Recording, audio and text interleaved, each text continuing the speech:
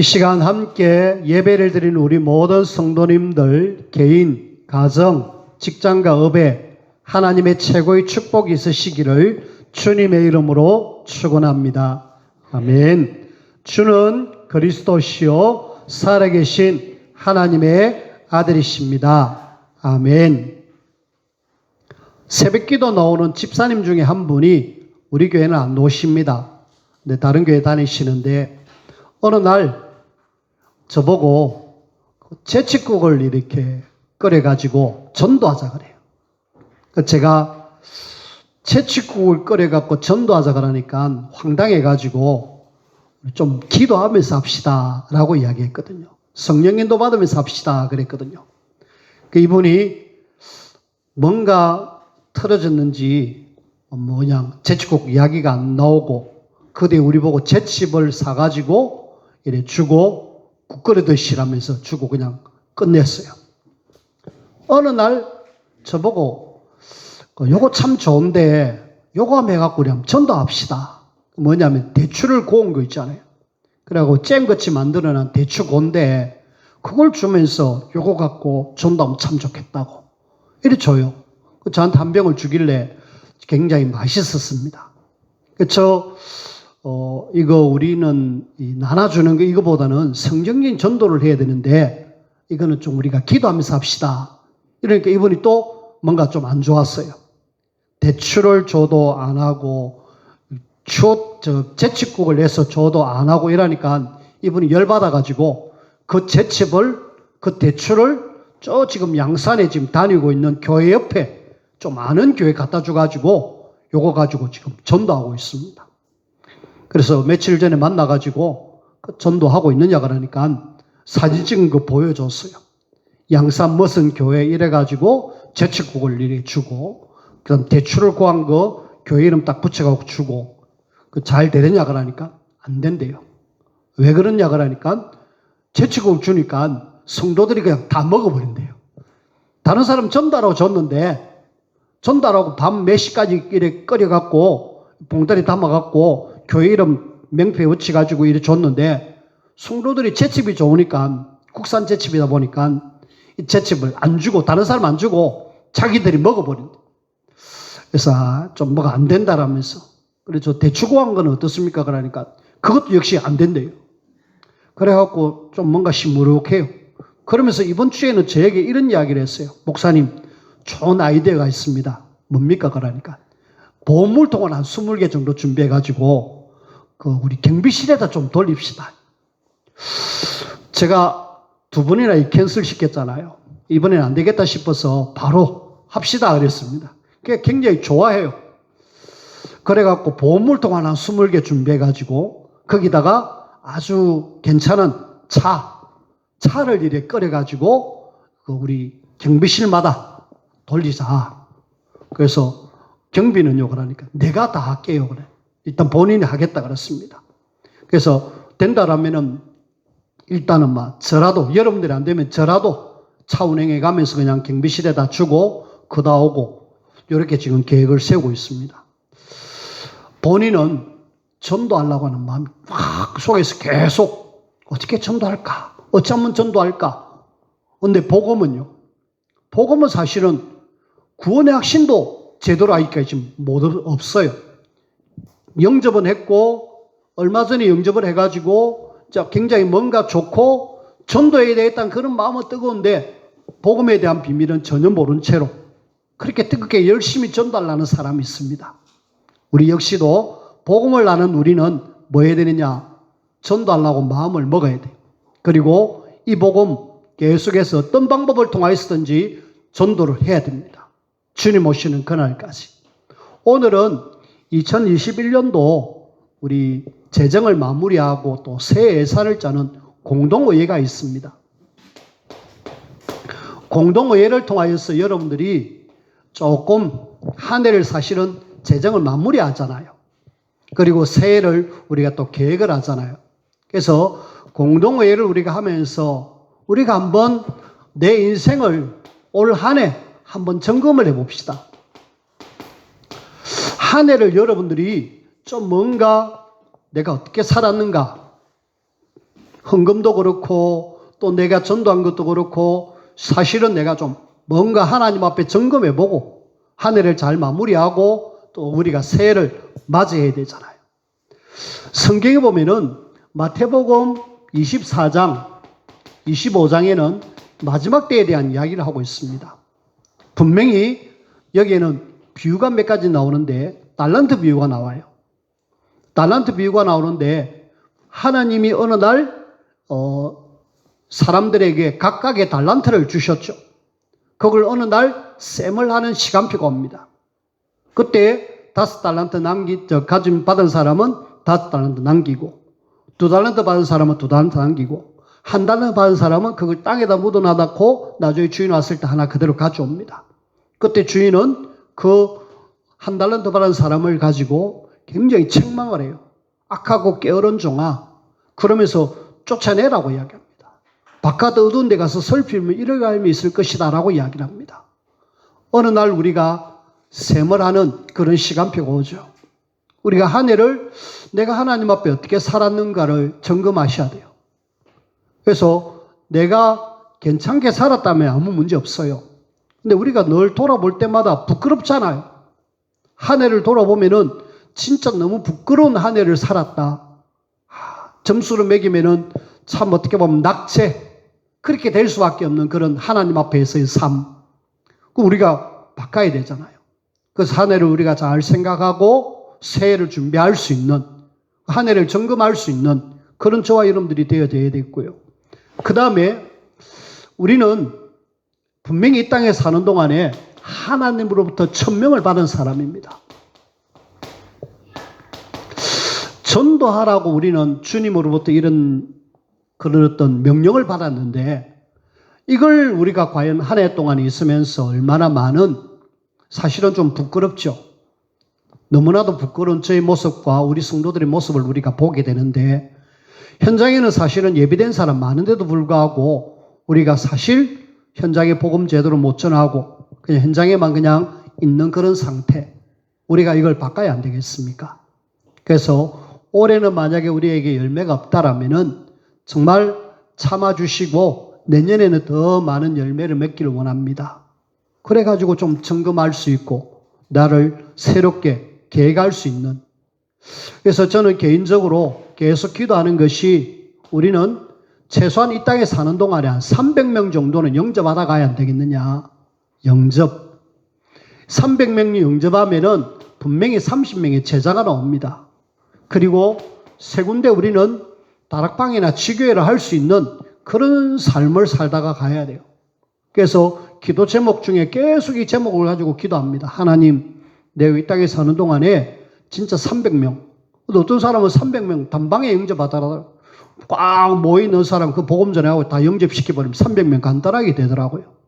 우리가 그런 것이 아니라 진짜 내 현장을 보면서 복음 없어 죽어가는 저 사람들에게 내가 복음 전해야 되겠다.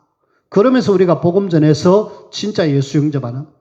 그래서 300명 영접운동 해서 제자 30명 세우고 세력무대에 내가 최소한 지교회 하다가 가야 되겠다. 우리 성도님 여기 계신 분들이 세 군데 다락방을 하든지 지교회를 하는지 하면은 진의 전역이 복음화 되어집니다. 그걸 두고 여러분들이 계속 기도하세요. 우리 집에서 말씀운동, 그래서 나를 통해서 영접된 사람이 또 다른 지역에서 말씀운동, 그래서 진의 전역이 20만 영혼이 복음 듣고 살아나는 그 일에 하나님 나를 부르셨다. 이것이 응답으로 와닿으면 나중에 어디로 연결되느냐? 237 나라 5천 종족까지 복음 증거되어지는 일에 쓰임 받습니다. 그리고 우리는 한 해를 점검하면서 실제로 내가 하나님 앞에 얼마나 많은 헌신을 했는가 좀 여러분들이 점검하면 좋겠어요. 우리가 헌신 중에는 우리가 몸으로 때우는 그런 헌신도 있죠. 교회 와서 차량 봉사도 하고 헌금도 하고 주방에서 혹은 재정으로 또 여기저기로 많이 몸으로 헌신하는 경우도 있습니다. 그러면서 또 우리는 헌금도 하죠. 돈으로 이렇게 헌신을 합니다. 교회가 결산을 해보면은 남을 수도 있고 모자랄 수도 있는데 결국은 교회 운영은 다 여러분들의 헌금으로 운영이 되어지죠. 그래서 여러분들이 참 헌신도 해주시고 또 이렇게 수고하셔서 교회가 이렇게 운영되어지는데 여러분들이 조금만 더 하나님 앞에 헌신할 수 있는 그런 우리가 되면 좋겠어요. 성경에 고린도후서 9장 6절에서 10절 말씀에 보면은 이런 내용이 나옵니다. 헌금에 대한 이야기가 나오는데 거기에는 뭐라고 이야기하느냐 하면은 5절에 보니까 그러므로 내가 이 형제들로 먼저 너희에게 가서 너희가 전에 약속한 연보를 헌금이죠. 미리 준비하게 하도록 건면하는 것이 필요할 줄 생각하였노니 이렇게 준비하여야 참 연보답고 억지가 아니니라. 헌금을 미리 준비하라고 이야기합니다. 그러면서 6절에 보니까 이것이 적게 심은 자는 적게 거두고 많이 심은 자는 많이 거둔다 하는 말이니라. 적게 심는 자는 적게 거두고 많이 심는 자는 많이 거둔다. 하나님의 원리입니다. 그리고 7절에 보니까 각각 그 마음에 정한 대로 할 것이요 인색함으로나 억지로 하지 말지니 하나님은 즐겨내는 자를 사랑하시느니라. 우리가 오늘 심는 원리를 여러분들이 아셔야 되겠습니다. 내가 얼마나 심느냐에 따라서 하나님은 채워주신다고 말씀하고 계시잖아요. 내가 심지도 않으면서 뭔가 거두기를 원하고 하나님 축복받기를 원한다. 불가능합니다. 그래서 우리가 몸으로든 물질로든 하나님 앞에 내가 심은 만큼 거둡니다. 특별히 우리가 헌금, 사실은 저는 1년 내내 헌금 설교를 아직 한 번도 안 했죠. 그래서 공동회의를 하면서 한번 좀 짚고 넘어가야 되겠다. 헌금 부분에 대해서 좀 같이 이렇게 생각하고 기도하면서 우리가 내년에 좀 도전해야 되겠다 싶어요. 교회는 전적으로 여러분들에게 헌신에 의해서 운영이 되어집니다. 목사는 그냥 앞서서 세운 사람이고 여러분들이 모든 부분들을 헌신해서, 근데 하나님은 그렇게 헌신하면은 그렇게 심은 만큼 거두겠다라고 이야기하잖아요. 그 중에 저와 여러분들이 교회에 제일 이렇게 크게 좌우되는 것이 헌금 중에 11조죠. 11조 헌금은 아브라함이 하나님 앞에 드림으로 시작해서 계속 되어졌습니다. 결국은 교회의 가장 근본되는 그 재정의 부분이 11조로 되어집니다. 말라기 3장 10절에는 하나님이 딱 한 번 내가 축복하는가 안 하는가 한번 시험해보라고 이야기합니다. 하나님을 시험해보라는 이야기는 다른 어떤 부분에도 나오지 않습니다. 유일하게 11조를 이야기하면서 하나님이 축복하는가 안 하는가 한번 해봐라 라고 이야기합니다. 아마 이 이야기를 하면은 좀 뭔가 마음에 내가 헌금하지 못하는 부분에 있는 사람들은 걸리겠죠. 걸리는 걸 걸려 넘어지지 말고 그걸 발판 삼고 뛰어넘어서야 돼요. 그래서 우리는 여기에 하나님이 시험해봐라. 복을 주는가 안 주는가. 분명한 것은 11조는 하나님의 것이라고 해요. 원리를 여러분들이 아셔야 돼요. 이스라엘은 12지파가 있습니다. 12지파가 있는데 12지파 중에 한 지파를 딱 떼냅니다. 그리고 다시 12개를 만들어요. 요셉에게 에브라임과 므낫세의 지파를 만들고 레위 지파를 빼냅니다. 레위 지파를 빼내가지고 이 지파를 전적으로 주의 일을 하도록 만들었어요. 성전에서 일을 하고 그러면서 주의 일을 하도록 만들고 다른 일은 안 하도록 딱 만들어버렸습니다. 거기에 12지파가 10의 1조를 내서 이 레위 지파가 생활할 수 있도록 만드는 것이 11조의 원리입니다. 그래서 여러분들이 11조를 드린 것이 목사의 이렇게 어떻게 보면은 사례고 생활비가 되어지죠. 이런 원리 속에서 우리는 헌금을 합니다. 그래서 하나님은 이런 원리 속에 11조를 굉장히 강조를 하고 있어요. 그렇다면 우리가 마음을 담아야 되죠. 우리가 헌금 중에 특별히 우리는 지금 많은 헌금들이 있습니다. 왜? 필요를 따라서 세웠기 때문에. 그 중에 저는 개인적으로 교회의 건축헌금, 건축이 되어지고 안 되어지고 그게 아니라 교회가 이 건물을 사면서 대출을 받았잖아요. 그러면은 그걸 우리가 서로 합해가지고 헌금을 하면서 이걸 서서히 지금 갖고 있습니다. 아직까지 좀 남은 걸로 알고 있는데 그걸 위해서 우리는 건축을 위한 헌금. 제가 헌금을 사례를 받고 나서 그 다음에 헌금 봉투를 챙겨보니까 9개나 되더라고요. 굉장히 헌금이 부담이 될 수가 있습니다. 근데 그걸 부담으로 느껴버리면은 못해요. 근데 그것이 하나님의 심는 원리를 안다라면은 결코 그것이 아니죠. 하나님은 거기에 엄청난 복을 그냥이 아니라 심은 만큼 또 하나님 주시기 때문에 절대로 부족하지 않습니다. 그래서 여러분들이 뭐 하셔야 되느냐? 마음을 담으셔야 돼요. 우리는 선교가 있습니다. 나는 뭐 선교. 근데 우리가 지금 헌금하는 이걸 가지고 선교 삶으로 나간 그분들에게 헌금을 합니다. 돕습니다. 그들이 유일하게 거기에서 일을 하고 그러지 않잖아요. 사익을 위해서는 우리나라에서 보내주는 헌금 가지고 모든 걸 생활합니다. 결국은 선교헌금이 선교사를 돕는 중요한 헌금이잖아요. 이거 외에도 우리가 많은 헌금들이 있습니다. 차량을 위한 운영을 위한 차량헌금, 그 다음에 복지를 위한 복지헌금, RUTC를 위한 RUTC헌금, 그런 헌금들을 지금 이번에 공동회의를 통해서 한번 같이 많으냐 점검합니다. 그리고 어떻게 썼는가 확인해보고 또 이렇게 해서 내년에는 어떻게 쓸 것인가 그걸 우리가 이야기할 거거든요. 그래서 우리 여러분들이 지금까지 잘 해오셨습니다마는 진짜 이 말씀을 생각하면서 내가 헌금 안 되는 부분을 좀 도전하시길 바랍니다. 그리고 사실은 이전에 헌금하던 걸 계속 변함없이 꾸준히 하시는 분이 있어요. 근데 우리는 생활이 올라가면 올라갈수록 헌금도 올라가야 되는데 헌금은 뭐 옛날이나 지금이나 똑같이 우리가 조금 헌금도 업그레이드 시켜야 되겠다. 그래서 저는 개인적으로 하나님 앞에 그래 일단 목사가 먼저 모범을 보이자 이래가지고 제 개인적으로 업그레이드를 하려고 자꾸 애를 씁니다. 그래서 결국은 교회 운영은 여러분들의 헌신으로 인하여 이루어진다. 몸으로 물질로. 결국은 우리가 이걸 통하여서 하나님의 몸된 교회가 세워지잖아요. 여러분들이 기억하시고 걸림이 아니라 하나님이 이 말씀을 주시면서 내보고 도전하라는 갑다 하고 여러분들이 도전하면은 하나님은 응답으로 걸리면은 11조는 목사님이 강조하네. 안 그래도 내가 못하고 있는데 영 마음이 걸리는데 걸리면 안 됩니다. 걸려라고 주신 말씀이 아니라 하나님이 주시는 음성으로 듣고 여러분들이 뛰어넘으시고 축복의 발판으로 삼으시기를 주님의 이름으로 부탁을 드립니다. 자, 그 중에 공동회의를 오늘 할 건데 오늘 간단하게 3가지를 이야기합시다. 하나님의 자녀는 이 땅에 사는 동안에 축복을 받아야 되잖아요. 그렇죠? 축복받아야 뭘 할 수가 있습니다. 그래서 하나님이 축복 주시는 하나님의 축복의 통로, 하나님의 축복의 통로가 한 3가지가 있습니다.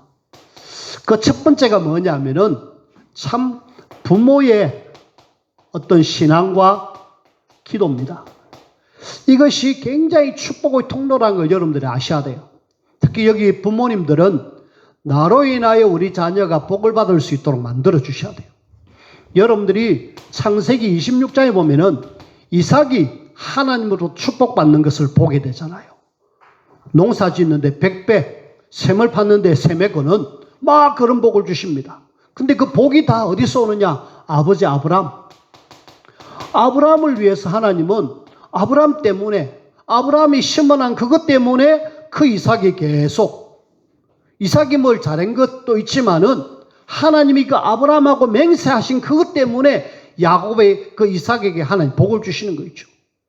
우리는 우리 자녀들이 막 복 받기를 원하지만은 나는 복을 안 심으면서도 불구하고 우리 자녀가 잘 되기를 원한다는 것은 잘못된 거예요. 분명히 내가 하나님 앞에 얼마만큼 하느냐에 따라서 우리 자녀는 복을 받을 수밖에 없어요. 열왕기상 11장 1절에서 쭉 보면은요, 여기는 솔로몬이 나옵니다. 이 솔로몬이 이 말세의 마지막 때의 이야기거든요. 완전히 하나님을 떠나갖고 뭐 하고 있느냐? 우상 숭배. 전 지역에 우상을 깔아놓고 하나님을 떠나가지고 완전히 지금 굉장히 하나님이 죽여버릴까 하는 그런 상황입니다. 근데 너 때에는 내가 그러지 않겠다라고 이야기합니다. 네 때에는 내가 네 아버지 다윗 때문에 다윗을 위하여 너 시대는 내가 그냥 봐주겠다라고 이야기해요. 근데 솔로몬 이후에는 나라가 둘로 나눠지잖아요. 안타깝게도 다윗 이 사람 때문에 하나님은 솔로몬을 축복하는 누굽니까? 아버지잖아요. 믿음의 사람의 기도와 믿음의 어떤 사람 때문에 결국은 자녀가 복을 받게 되는 것을 우리가 보게 되잖아요. 분명히 하나님은 솔로몬을 2번씩이나 죽이려고 작정을 하셨어요. 그럼에도 불구하고 하나님은 안 죽이고 왜? 다윗 때문에. 부모의 기도와 신앙이 얼마나 중요한지. 이 반대로 부모가 우상숭배 심각하게 한다, 귀신을 섬긴다, 반드시 그 밑에 3, 4대 망하게 돼 있습니다. 근데 제대로 믿음으로 신앙으로 딱 세우면은 그 밑에 1000대까지 복을 받게 돼 있습니다. 여러분들이 복의 근원이 되시기를 부탁을 드려요. 그 다음에 하나님의 축복의 통로가 두 번째는 하나님이 주의 종들에게 하나님 축복을 주셨어요. 신명기 21장 5절. 여기 보니까 레위 지파에 대한 이야기 나오는데 레위 지파에게는 하나님은 예배할 수 있는 예배권과 판결할 수 있는 판결권과 하나님이 축복권을 주셨다라고 이야기합니다. 하나님이 부족하지만은 주의 종을 통하여서 하나님은 축복하기를 원한다. 저는 이 말씀을 믿고 있기 때문에 우리 성도들이 모두 다 축복받기를 계속 기도하고 있습니다. 근데 더 마음에 담기는 거는 그래도 새벽에 잠 안 자고 기도하러 나오는 사람들은 제가 축복하면서 기도해야 되겠다. 이래서 새벽 기도 오시는 분들을 한 명 한 명을 두고 기도를 하고 있습니다. 분명한 것은 주의 종의 기도는 반드시 하나님이 약속대로 축복하게 되어 있습니다. 그래서 여러분들이 기도의 축복의 통로를 아시고 하나님 앞에 제대로 응답과 축복을 누리기를 바랐고요. 그 다음에 우리는 하나님의 축복이 어디 나오느냐? 그냥이 아니라 복음의 비밀을 알고 복음을 전파하는 여기에 하나님이 축복하시는 거 있죠. 여러분들이 마태복음 10장 40절에서 42절 복음 전파를 위하여 냉수 한 그릇 대접하는 그것마저도 상급을 하나님 허락하셨습니다. 상에 대한 이야기를 하죠. 그리고 마가복음 9장 29절 30절에 보니까 복음 때문에 복음을 위하여서 우리 가족 그 다음에 내 모든 것 다 내버리는 사람은 하나님은 현실에서 모든 걸 다 회복하고 100배를 하나님이 약속하신 거 있죠. 그렇다면 여기에 하나님의 어마어마한 복이 있잖아요. 우리가 축복 이야기하면서 이런 부분들을 무시하고 복을 받는다? 안 되죠. 그래서 하나님은 우리 보고 부모가 제대로 세워지기를 원하고 주의 종을 통하여 우리가 복음 전파를 위하여 하나님은 분명히 축복을 누리게 주시기를 원하고 계십니다. 이것 여러분들이 아시고 놓치지 마시길 바라고 그러면서 이 축복을 알면서 여러분들이 이제 뭐 해야 되느냐? 기도의 비밀 속으로 우리가 함께 들어가야 되겠습니다. 기도는 어떤 사람은 기도하는데 응답이 안 되어져요. 응답이 안 되는 기도가 있고 응답으로 오는 기도가 있습니다. 그럼 우리가 응답을 누리는 기도를 해야 되잖아요. 그러면 오늘 응답 안 되는 기도를 한번 먼저 보십시다. 응답 안 되는 기도. 다윗이 하나님 앞에 굉장히 귀하게 쓰임받아가지고 아들마저도 축복받게 만들었잖아요. 어느 날 다윗이 사고를 쳤습니다. 우리아의 아내 바세바를 자기가 취해버려요. 그리고 우리아를 전쟁에 보내어 죽게 합니다. 거기에 나단 선지자가 와가지고 그 죄악을 지적을 하죠. 그때 이 다윗이 하나님 앞에 무릎을 꿇습니다. 기도하는데요. 근데 때마침 바세바가 임신을 했어요. 임신을 해갖고 애를 낳았습니다. 아기가 나왔는데 아파요. 아파가지고 막 계속 시름시름 합니다. 그때 다윗은 결단하면서 하나님 앞에 금식하면서 7일 동안 기도를 시작합니다. 하나님은 기도 응답 안 하는 거 있죠. 천하의 다윗인데 하나님은 그 다윗의 기도를 응답 안 하고 아이를 데려가 버린 거 있죠. 죽게 합니다. 그래 나중에 사람들이 신하들이 그 아이가 죽었는데 다윗은 계속 기도하고 있다면서 웅성웅성하는 소리 들으니까 이제 다윗이 정신을 차리고 무슨 일이냐 하니까 아이가 죽었다고. 그게 이제 정신을 차리고 옷을 입고 다시 정사를 합니다. 다윗이 그렇게 기도했음에도 불구하고 응답을 못 받았어요. 왜입니까? 응답 못 받은 기도가 뭐 때문에 기도입니까? 죄를 품고 있으면은 죄가 있는 기도는 응답이 안 되는 거죠. 하나님과 죄가 딱 가리워져 가지고 하나님께 나아갈 수가 없어요. 그것이 사무엘하 12장 1절에서 23절에 보면은 그런 내용이 나옵니다. 우리는 하나님 앞에 회개해야 될 이유, 우리가 하나님 앞에 제 문제를 깨끗하게 해야 될 이유, 죄가 있는 속에서 하나님께 구하면 하나님 싫어하십니다. 그래서 만약 죄가 있다면 회개하고 기도해야 되죠. 근데 그 기도는 하나님이 들어주시지 않더라. 그 다음에 우리는 잘못된 동기를 가지고 기도하면 응답 안 된다. 잘못된 동기, 특히 야고보서 4장 3절 여기는 뭐라고 이야기하느냐? 구하여도 받지 못함은 정욕으로 쓰려고 잘못 구하기 때문이다.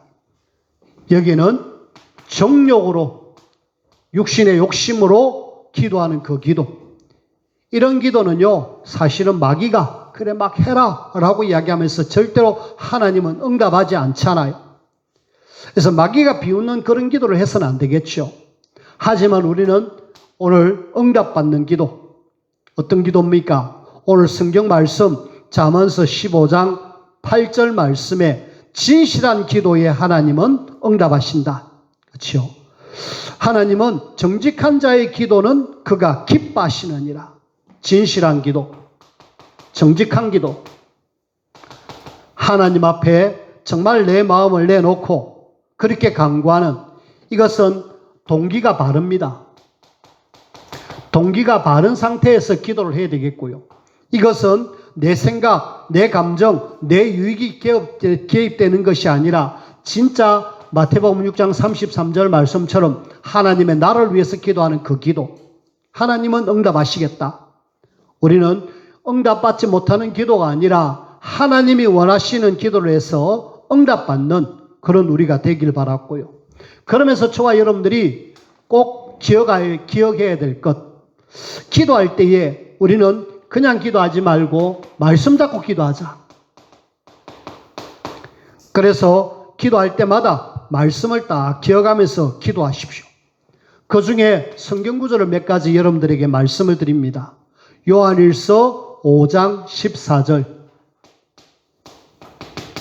여기는 뭐라고 이야기하느냐? 그를 향하여 우리가 가진 바 담대함이 이것이니 그의 뜻대로 무엇을 구하면 들으심이라. 그의 뜻. 하나님의 뜻이 뭡니까? 이걸 늘 생각하면서 기도하시라는 거예요. 하나님, 내가 이런 사람을 만났습니다. 이런 일을 만났습니다. 하나님의 뜻이 뭡니까? 하나님의 뜻을 구하면서 기도해라. 그리고 우리가 알다시피 요한복음 15장 7절에는 너희가 내 안에 거하고 내 말이 너희 안에 거하면은 무엇이든지 원하는 대로 구하라. 하나님의 말씀을 딱 거하고 말씀 잡고 뭐 해라? 기도해라. 그 중에 하나님의 뜻을 찾으면서 기도해라 라고 이야기하고 있습니다. 그리고 우리가 기도해야 될 것, 요한일서 3장 22절에서 24절. 여기는 특히 22절에는 무엇이든지 구하는 바를 그에게서 받나니 이는 우리가 그의 계명을 지키고, 그의 계명. 여기는 하나님의 뜻이고 하나님의 말씀입니다. 하나님의 말씀을 지키고 말씀을 잡고 기도해라. 하나님의 뜻이 뭡니까? 비슷한 것 같지만은 하나님의 말씀과 뜻은 조금 차이가 있죠. 이걸 가지고 기도해라 라고 이야기하고 있고요. 그 다음에 하나 더 이야기합시다.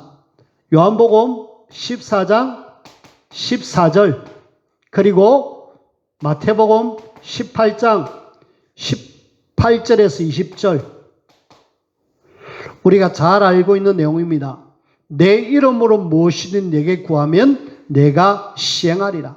똑같은 내용, 마태복음 18장 18절에서 10절.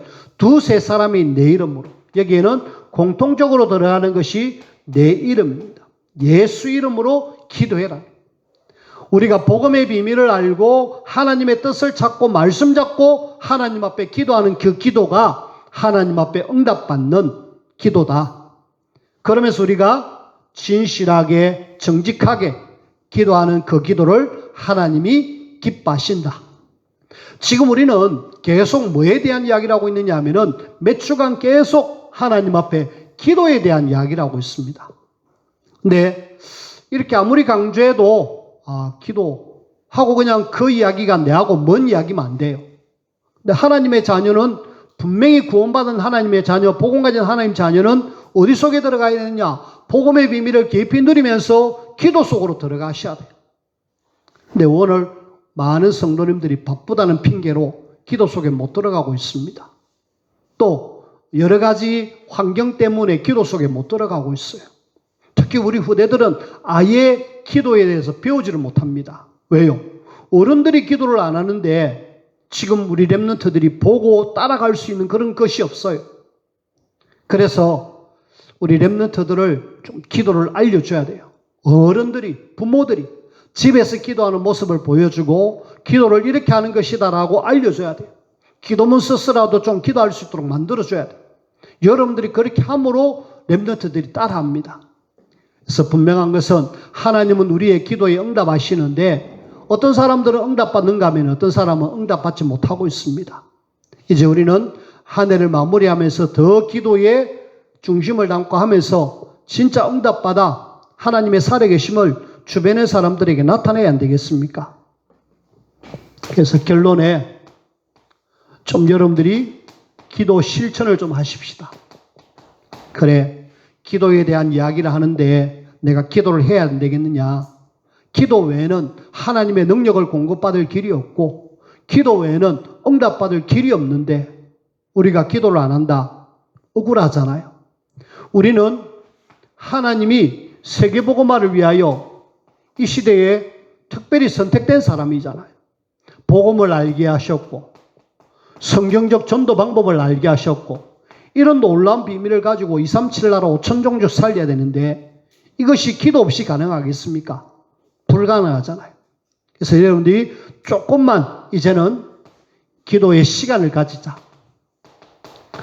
아침, 낮, 밤 이런 시간을 좀 정하여서 장소도 정하고 또 시간도 정하고 그래가지고 여러분들이 기도를 실천할 수 있도록 힘을 쓰셔야 돼요.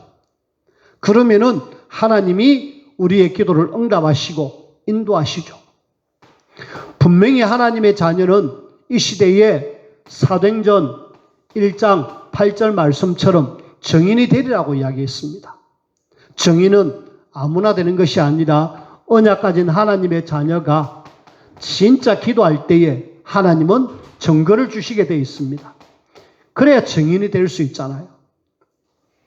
우리가 여기에 도전하십시다. 하나님은 우리 보고 증인이 되라고 이야기했는데 내가 언약도 없고 기도도 없고 이러면은 증인이 될 수가 없는데 내가 진짜 기도해서 기도 시간을 정하고 그러면서 하나님 앞에 말씀 잡고 진실하게 정직하게 기도한다. 역사할 수밖에 없어요. 그리고 이런 어떤 축복의 통로를 우리가 누린다라면은 우리 자녀들도 영향을 받게 돼 있죠. 오늘 주신 말씀이 여러분들에게 응답으로 성취되어지길 바라고 이제 한 해를 마무리하는 그런 즈음에 우리가 우리 자신을 한번 돌아볼 수 있는 나는 정말 하나님 앞에 어떻게 살고 있는가 하나님 앞에 부끄럽지 않는 그런 저와 여러분들이 되셔야 되겠습니다. 하나님 앞에 최고로 쓰임받는 우리 모두가 되어지기를 주님의 이름으로 부탁을 드립니다. 기도합시다. 하나님 감사합니다. 이 시대에 우리를 부르셔서 237 나라 5천 종족 살리기를 원하신 우리 주님. 날마다 언약 잡고 기도해서 응답받아 증인되게 하시옵고 증거들로 풍성하여져 많은 사람들에게 하나님의 살아계심을 나타내는 우리 모두가 되게 축복하여 주옵소서. 예수님 이름으로 기도하옵나이다. 아멘.